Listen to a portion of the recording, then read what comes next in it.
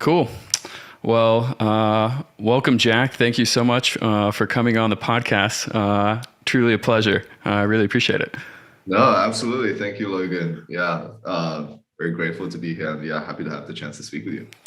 Yeah, I think it'd be maybe funny just to start how we met briefly. I was met the team in New York, showing my podcast to you guys to try to come on, and met with Tiff, and then later kind of helped with the podcast setup between you and Raj, or the Magic Eden team, and Raj, which was just super funny. That was actually amazing. Yeah. So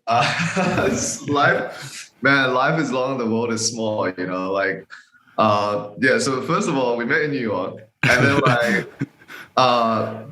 we were having breakfast with Raj in New York, like just before the podcast, and Tiff was like, "Oh, we have someone here who's like who's a pro at podcast." And we got it. And I was like, "Wow, Tiff, you're like really organized. You like know a lot of people."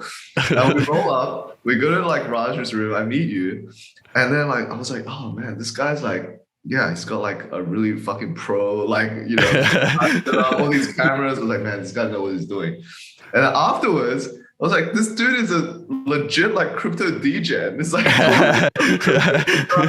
talk about like proof of history, consensus algorithms to Raj. And I was like, I feel so dumb in this conversation. No. Slowly back my way up. And then later on, and then I realized that you just met us like serendipitously. Yeah. Right? Yeah. Happened by chance. It wasn't like Tiff was hiring for a podcast person or something. You were putting yourself out for that. It was just a serendipitous thing. I know. So, number two, I was like, man, this is crazy that the NFT and crypto community just like, it just brings everyone together. This is like what you kind of live for, right? These kind of stories.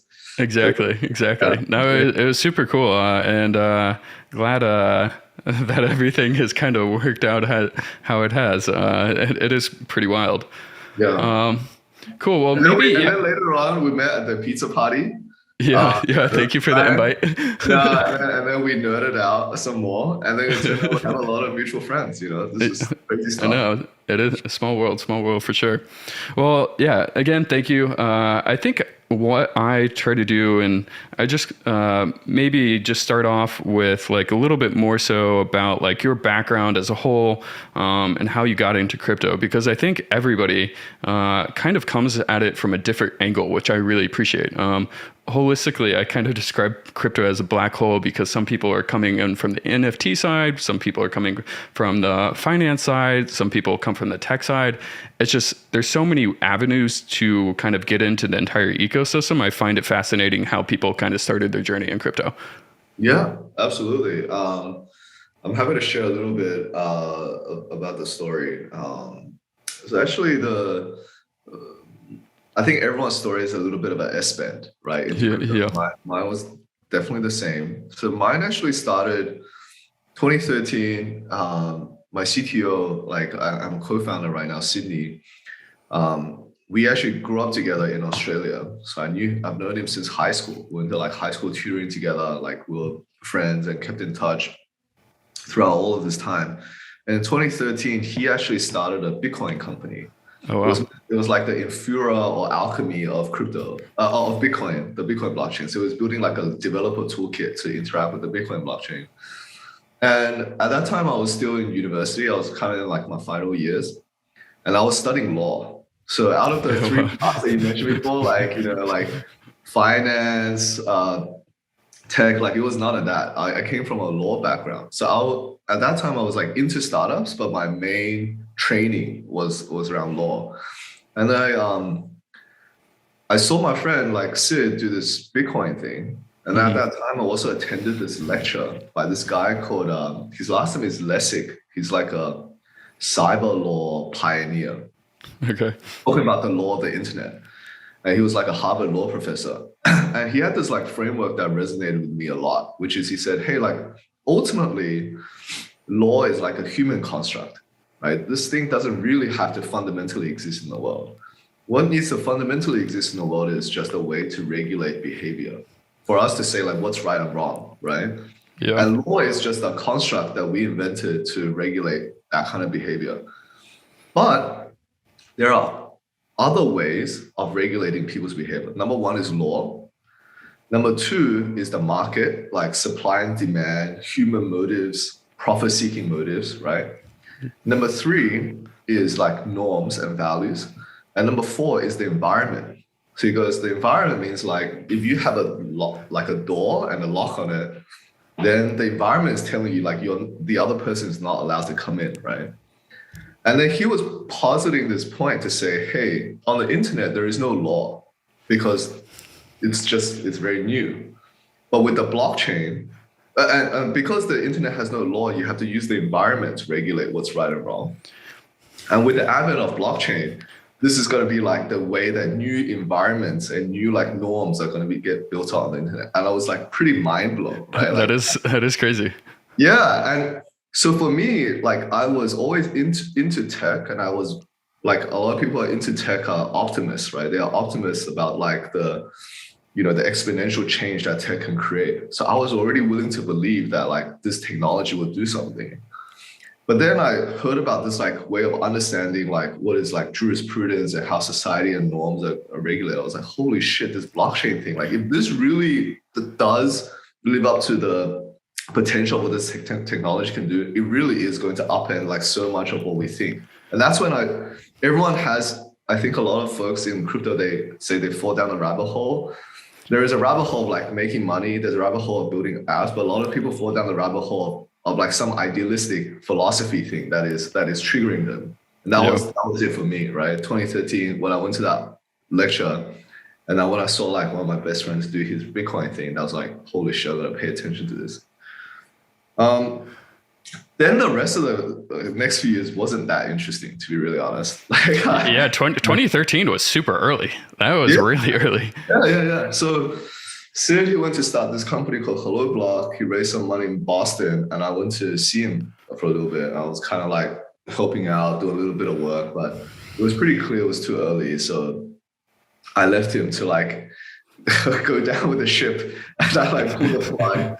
And I went back to Australia, went into consulting just to get some fundamentals. And then I always wanted to come back to the US. So with my consulting shop in Australia, I asked for like a transfer to the US. I came to Silicon Valley, then like pulled the plug pretty quickly afterwards, and I joined Google.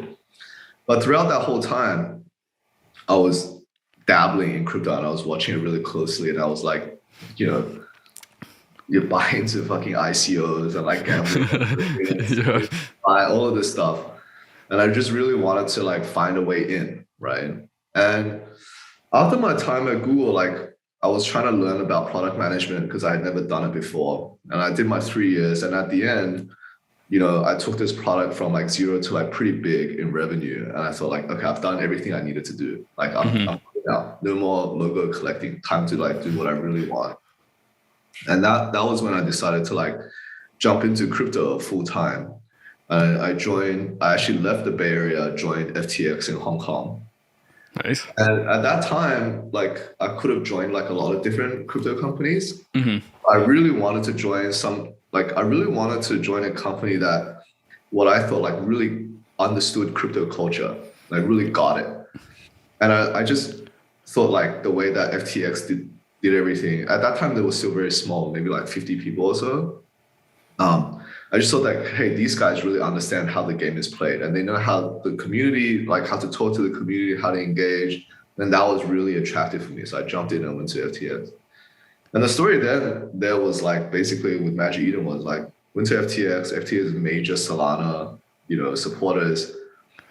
I saw like the Solana ecosystem rise up from under the hood, right? From the outside, you kind of feel like, oh, this just feels like another L1 that's getting hyped. But from under the hood, I really saw like, wow, there's like a lot of talent coming in. There's a lot of capital that's flowing in. And really, this seems to be a chain that's living up to, the technical aspirations that it was saying. So got pretty excited. And after that, basically squatted up with these guys to start Magic Eden, when the NFT thing kicked off. That's amazing. That's a awesome story. Lots of, I don't know. I always say like in retrospect, it all looks easy. Like, like looking into the ecosystem in 2013, then like going and keeping with it, but still like getting your wings sharpened with joining big companies, and then ultimately like being on the ground enough to know like which players are knowledgeable, joining that company, continuing to learn, and then ultimately deciding to do your own thing. In retrospect, everybody's like, oh yeah, it's obvious, but like like at the point in time, like they're very difficult decisions, like, and it's not always easy to like choose the correct path. So it's very impressive. Oh no, I mean, I don't know whether it's impressive or not. Who knows how the story will end? But I do. I think you definitely hit on the nail. Like, there's many. When we talk about these things, it's only the highlights, right? You talk about like the big TLDRs, but actually it's all the micro stuff in the moment that makes a pivotal change. Yeah. Actually, like for me, like I was probably never a guy that's well suited to Google. Like I love hustling. Like I love like kicking down doors, blowing shit up. That's kind of like more my style. And I'm not like the most polished dude ever, right? Google is much more like the blue chip of Web2 kind of situation. But at the same time, I was very grateful for my time there. Not just the skills I learned, but to your point, like there was some pivotal moments that I learned a lot about myself, and learned a lot about myself in terms of like one of the things that was very relevant to this like whole crypto journey was, at that time, I got into Google and I just felt like, hey, I was always a guy that was very impatient. I wanted a lot of shit like now, right? Now Google is like the worst for impatient people because everything moves really slow. And then but through that period, I learned this thing about like, if you are really chasing the thing that you really want, you should be comfortable in your own skin with the decisions that you make. And if you're just like working towards the thing that you really want, time doesn't matter because time and like chasing something, they're almost like trying to hit vanity metrics for someone else, right? Yeah, exactly. But if you're really comfortable in doing the thing that's in your heart, you should just do it and don't worry about time. And that was like such a fundamental thing I learned like from my time at Google, like which I like took to all of these like big decisions later on, even in crypto.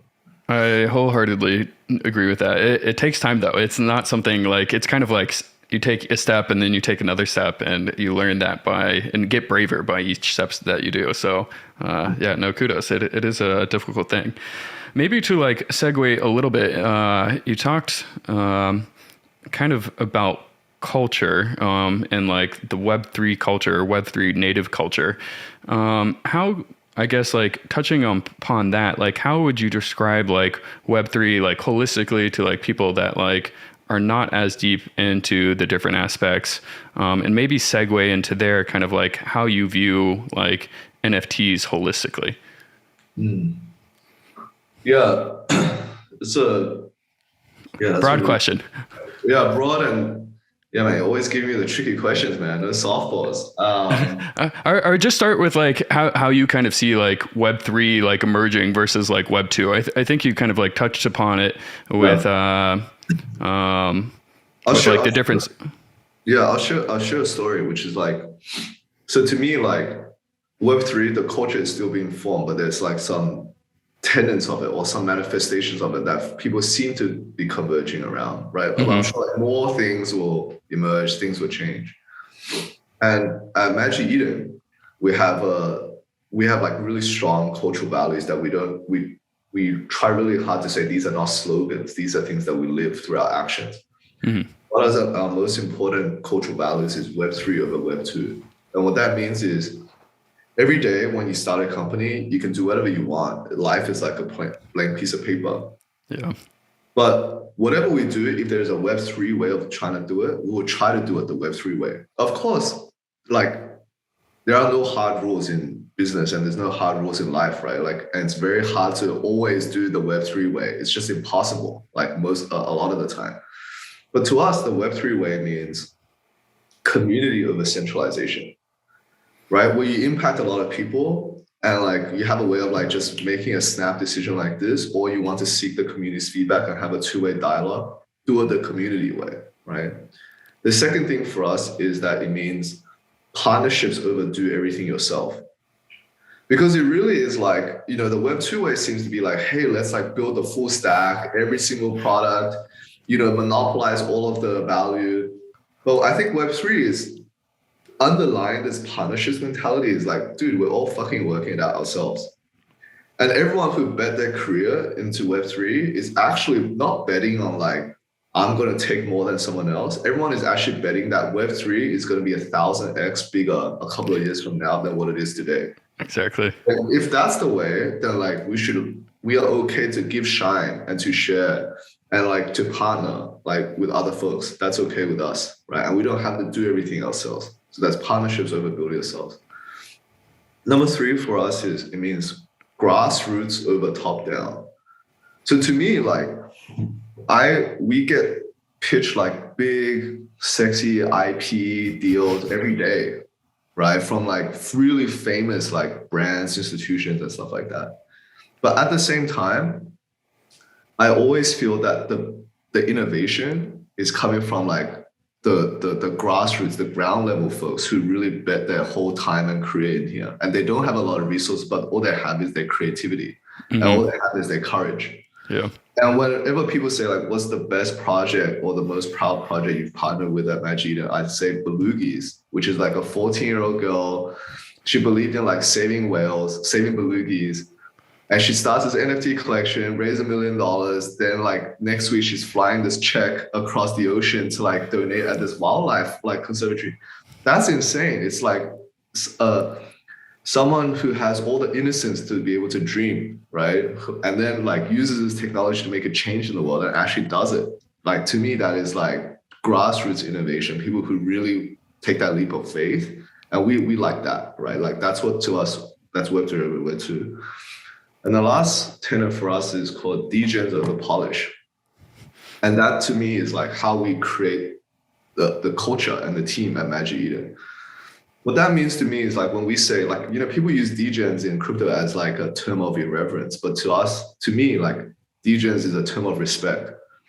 Degens means it's someone who really gets the crypto culture. And for us, we prefer to work with degens over polished people because what's really important to Magic Eden is that we need to understand our users. That is at the heart of every company, whether it's Web 1, Web 2, Web 3. That principle will always remain true. You need to understand what your users want. And we therefore want to have like that lifeblood inside the company so that we always have that in our DNA. So today, like we could hire like the head of sales from Oracle or like whatever, like from all these big dog companies, but we'd much rather have folks who are actually from the community coming from Magic Eden. And actually like 30% of the people at Magic Eden are like collection founders, NFT collection founders. And we're like very, very proud of that. We're very intentional about preserving that. No, that's amazing. Web 3 over Web 2, you know, like that's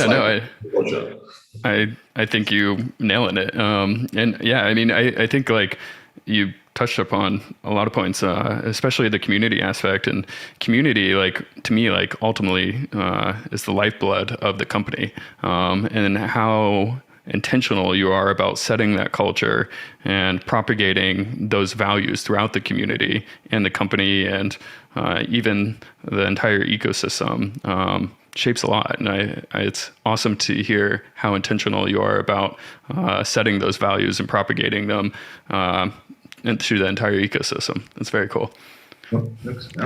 Yeah, and then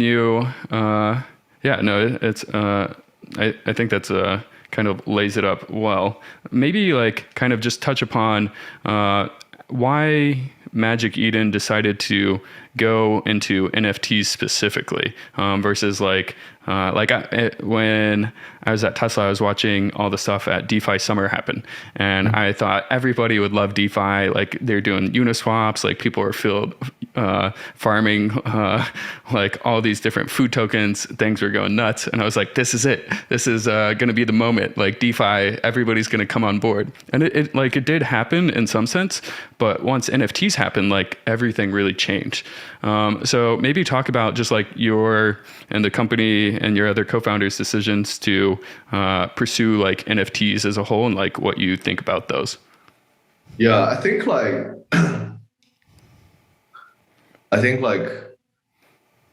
you know, it is a combination of like opportunity and skill set, right? But first and foremost, I think it's a team and skill set kind of thing. And I think like for me, I have this like belief that, man, if you put the right team there, everything starts with a team. Because if you have the right team, then nothing is impossible. It's just hard, right? Yeah. And then like, but you can do anything you want. You just have to focus, keep at it, put one step in front of the other, and try to walk in the right direction. But for a lot of companies, if you don't have the right team, a lot of things are just impossible. It's just like not on the table to do, right? Mm-hmm. So to your question of like why NFTs, I really felt like we had the right team to go and execute on our vision of what it should be, right? So it starts off with, you know, myself and Joshin, we spent a lot of time in crypto in exchanges. I spent time in FTX. He was Coinbase employee number 2 at DYDX. So he was a crypto OG, right? And if you think about NFT marketplaces, the business model is very similar to a crypto exchange. Very similar dynamics, right? You have primary issuance, which is like our launch pad. Then you have like secondary trading, which is like a listings kind of game in exchanges. And it's very partnerships driven, right? Like you're a hub in an ecosystem, so you partner with a lot of people. So we understood that from like a business dynamics, market structure perspective. And then my 2 other co-founders, Sid, who's our CTO, and Rex, who's our chief engineer, they were like Uber OGs. So like Sid was like employee, like the founding engineer of like Uber Eats when it was a design file. And he left when the app doing like billions of dollars, right, in GMV. And Rex was his colleague, like early OG colleagues, and they used to like stay late in the office together, very early, like Uber warrior. So they understood how to build a marketplace really well. So if we understand like the business model stuff from the exchange and how to like get the company going, they understood the features, the product features that you kind of need to build a really great marketplace. And I think the combination of that really meant that like, hey, we understand how to differentiate, how to drive a strategy, and then like how to do something well in the NFT space. Then going back to the other point, like you have the team, but you still have to have a differentiated vision around like what this thing is, right? When we saw like NFTs pick up, this was around like Q1 last year. I think that's when like Beeple's having like early Q2 last year. Yeah. You got this like palpable sense like this is crypto going mainstream, right? New York Times talking about it, Vanity Fair talking about it, celebrities talking about it, crypto Twitter is just like excitement, right? And people that, you know, I know you're an L1 guru. Like you can talk to people about L1s, but the average non-crypto guy, if you talk to them about L1, their eyes will glaze over. But if you're talking about NFTs and culture, entertainment and games, like they can relate, right? And we just really felt that, hey, this is the thing where it goes mainstream. And if it goes mainstream, you know, we come from consumer internet, consumer product background. We thought we could do something different. And like, it was really the combination of those 2 things that we thought like, hey, you know, we can do something pretty special in this space. You know? Yeah, that's brilliant. Yeah, the team drives, I mean, everything. And the ability to kind of see what was happening, kind of bubbling up within the NFT space was phenomenal. I think like, yeah, touching upon like the culture aspect, I've been amazed and honestly surprised by how much culture or how NFTs have infiltrated culture so heavily with, I mean, many things, with art, with music, so many different like aspects that it's starting now to get into. It's been extremely fun to watch, just kind of see it start to get into the mainstream. I think but touching on that point, like overall, like there's not as many users today, like using blockchains or NFTs as a whole. What do you think are like, how do we bring in like the next like 100 million people into like these crypto ecosystems? Yeah, this is a tough one, right? I think like, I think it's a couple of different things. Like I think number one is we should really move, like you're starting to see it like with guys like, you know, our team come into the space, which is like more like product builders coming in here who can identify like key use cases and build really polished experiences around them. If you ask us like Magic Eden team, yeah, we have good smart contract engineers, but we're not like the consensus algorithms guys. Like we don't know like we don't spend a lot of time debating that kind of stuff. But we do spend a lot of time and a lot of our mind share thinking about how do we create what are really valuable pain points and problems to solve for the users, and how do we create really nice, polished, elevated experiences for them. So we are those kind of guys. And I think like as like, you know, the infra layer becomes like more robust and so on, and as like, you know, basically more primitives like NFTs and SFTs and all of these things get unlocked, it's going to enable like more like product builders like us to come in and start building the use cases to join. And ultimately, the way that people will come into the ecosystem will be because of the use cases and the value that those use cases can deliver to them, rather than like what was the previous generations, which is more like an ideological leap of faith, right? Like into a new financial system. So I think like that's going to be like one like macro overlay of this whole thing. I think like a second macro overlay is like it's still about trust, safety, and reliability. Like doesn't matter what tech stack that you build on, users kind of still want like very fundamental the same motivations. And there was a time when, you know, a lot of like projects would be like fully anon, like doing like a lot of crazy stuff. But now, like, you know, I kind of firmly believe that, hey, like to really draw the next 100 million people in, we should, you know, we doxed, we are like, you know, trying to like represent our brand. We try to represent the values of our brand. And, you know, we want to use that to create this sense of trust and reliability when people come and engage with Magic Eden. Like no longer play this like niche kind of role of like being like a niche crypto startup, but more being like, hey, we are like super legit founders, and you know, we have a vision of serving our users super well, and we will use that to create a sense of trust to onboard those users into the ecosystem. And, you know, like in some ways, that's not the prevalent view still, right, in crypto companies today. I think that's important as well. Like building the product that allows users to derive more value than the underlying technology itself. Like I think that like that is the key thing. Making it easier and building just legitimate products. And I think also going back to like the community aspect and like the culture, like you've been able to tie and marry all those things together very well. And I think that's what has allowed the Magic Eden team and your product to succeed so well. So it's cool just hearing you touch upon them all. So I think maybe I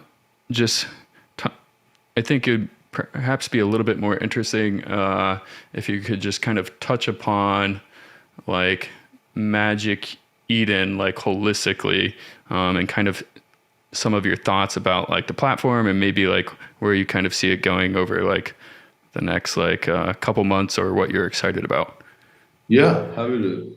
You know, at Magic Eden, like, you know, we feel like super privileged to be where we are today, right? So today we're 95% market share on Solana NFTs.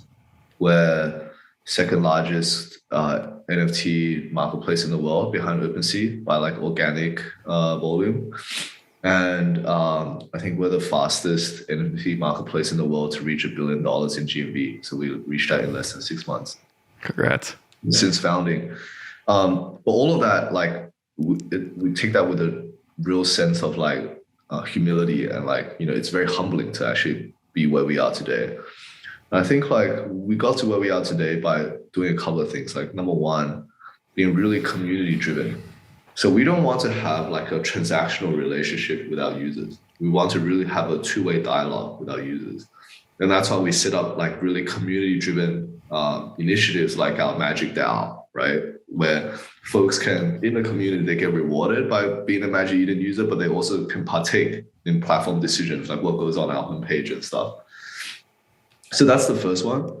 And the second one is like really being in the culture and like really like understanding what the current users want and like iterating really fast, right, on them. So like an example of that would be, like I think 2 days ago we just asked Twitter like, what what features do you want to see on Magic Eden? We got like Yeah. 400 replies in like a couple of hours, and we're just shipping those things, right? And like really making sure that we're listening to the community and like doing what we want, doing what they are, what they really value. So that's kind of like two very underlying things that got us to where we are, and we want to make sure we continue over the next not just months but over the long term, have them as like philosophical operating principles for us.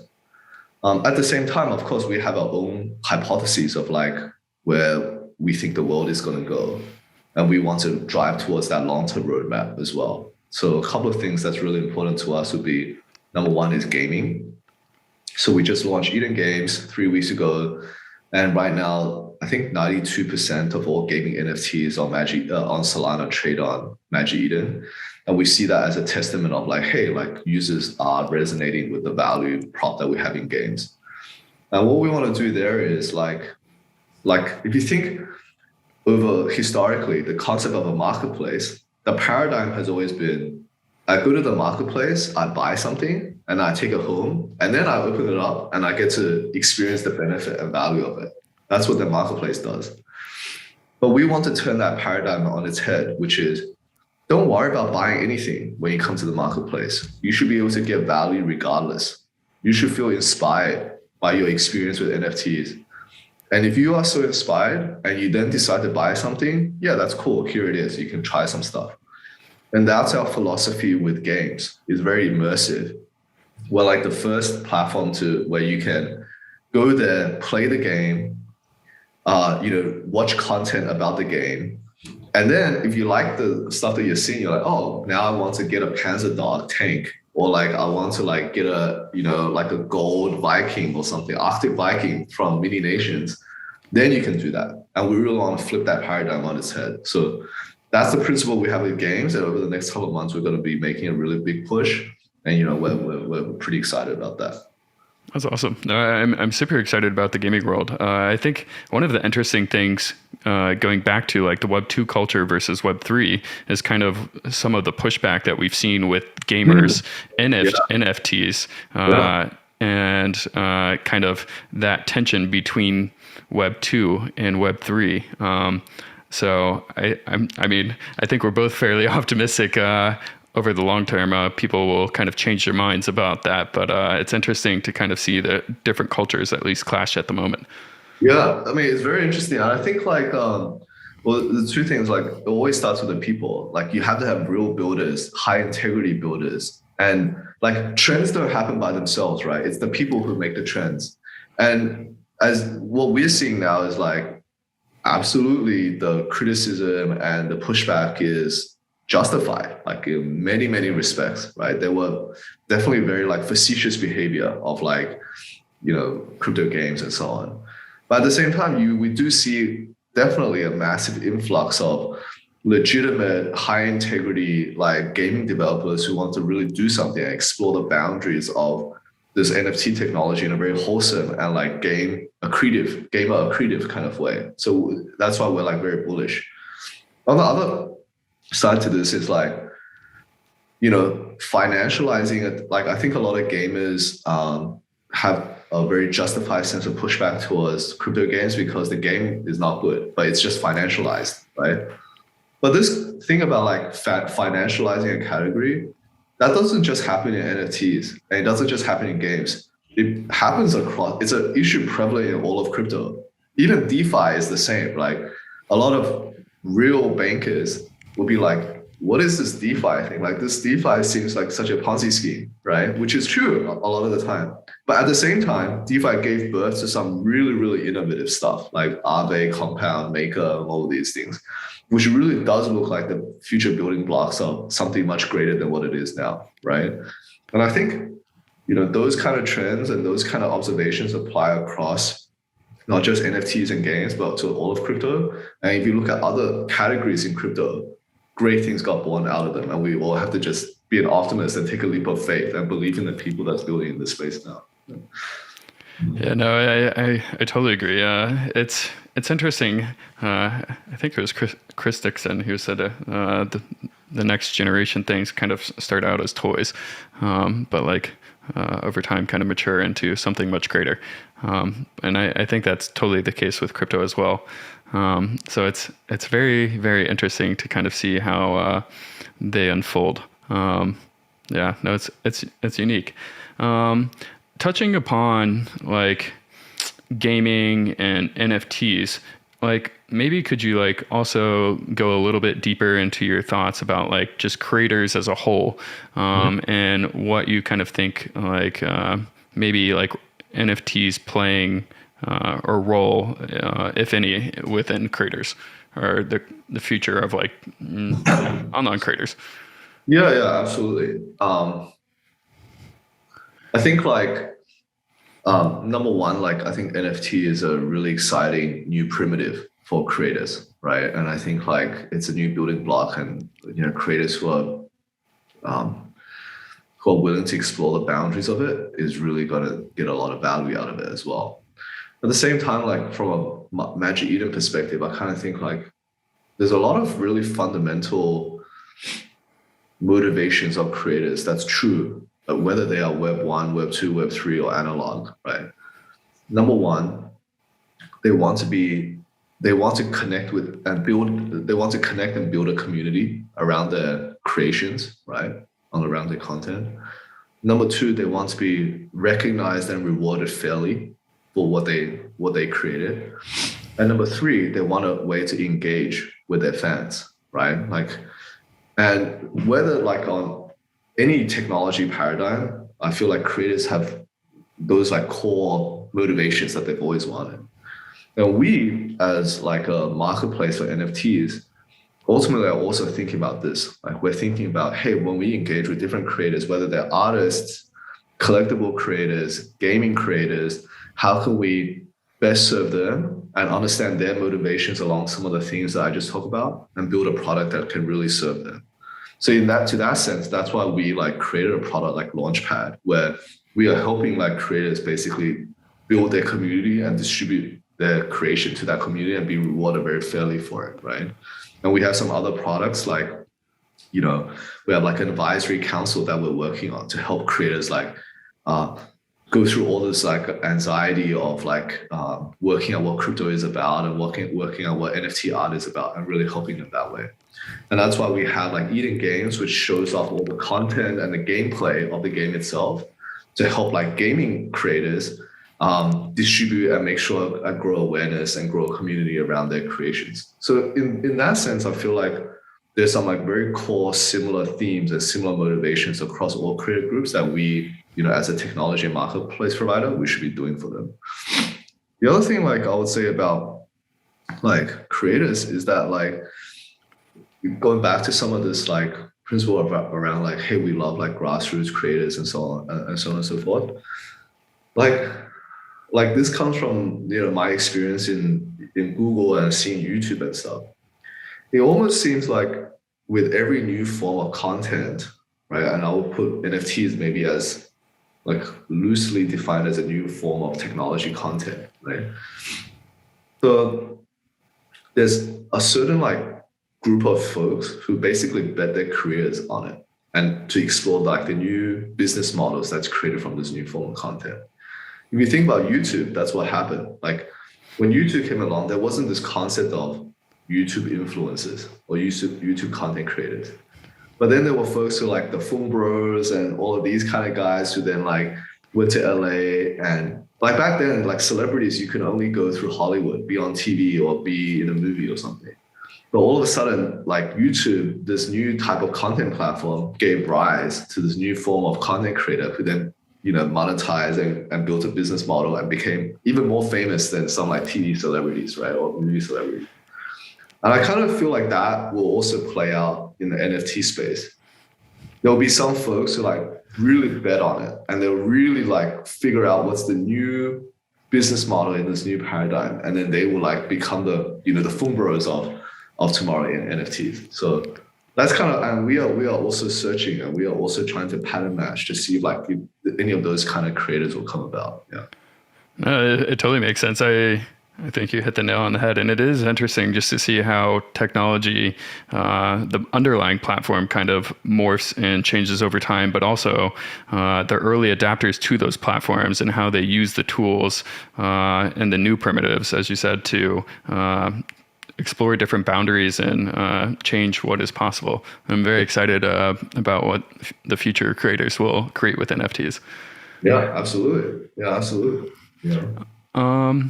Yeah, maybe I'm not sure how much time we have left, but maybe to kind of wrap it up, I think what would be interesting is for maybe some advice for like founders or builders in the space in the crypto ecosystem. Like, what advice would you kind of have to them for like building a product or some of the things that you've learned along the way within Magic Eden? And then maybe like a quick follow up with that, like what would you advise to people that want to learn about NFTs or get involved in the crypto or Web3 community? Yeah, I think for like founders and folks in the ecosystem, like to the first part of the question, you know, I don't feel that qualified to give advice to because like we're also just trying, right? We're also trying to see what works and like, you know, double down on the things that work. I think like the only thing that I'll say is, man, like it's true for every startup, but definitely it's extremely true for crypto. Is time is of the essence. You know, just ship, execute fast. And like that's what Magic Eden has found like to do really well for us, right? Like because the environment is so volatile and it changes so fast, and new trends arise and fall so fast. The only way that you can like constantly stay in front and like is to move really fast as well and to basically match that. So in some ways it's pretty exhausting, but at the same time, it's extremely, extremely exciting. It's like exhilarating actually to do this. So that's what I'll say to like to you know the builders of the space. I'm very excited to work with everyone to continue to build this ecosystem and to bring you know the to share like more of this technology and share more of these technology enabled experiences with new users to the ecosystem. And then on the other side, which is like, you know, what you were saying, like, what do we say to the new users, right? To the new visitors of the ecosystem? I think, well, first of all, we say welcome, right? Welcome to taking the red pill, like taking Yes, yes. right, to jump in. I think it's amazing. And like everyone in crypto at some point was exactly where, you know, you were, right? We all had to get over a whole bunch of like skepticism, anxiety. But once you are in, like I definitely feel like there's no going back, right? It really is a red pill moment where you like cross the chasm, cross the Rubicon. So first of all, we say welcome, and second of all, we say like we empathize. You know, we were at one point exactly where you were, and in some sense, like as folks who are like in this ecosystem and who are crypto native like us, then like let us know how we can help, right? We are always here to help, to onboard, to share like some of the lessons that we've had, and to give comfort and give assurance that you know this is going to be amazing. So yeah, so that's kind of like what you know. What I'll say, like in that sense, like Magic Eden, you'll find like we are the one of the most open and like welcoming companies ever. Like extremely flat, extremely egalitarian. DM's always open. So anytime you want to connect with us, or any times that you want to share feedback about you know how we can serve the users better, please let us know, and you know we'll be glad to partner. We'll be glad to help. Wonderful. No, I think that's excellent. Perfect. Well, yeah, thank you again, Jack. It was truly a pleasure, and I appreciate your time to pick your brain and see what everything you've been up to at the Magic Eden side. Oh, awesome. Yeah, thanks a ton, Logan. Yeah, it's been a true pleasure.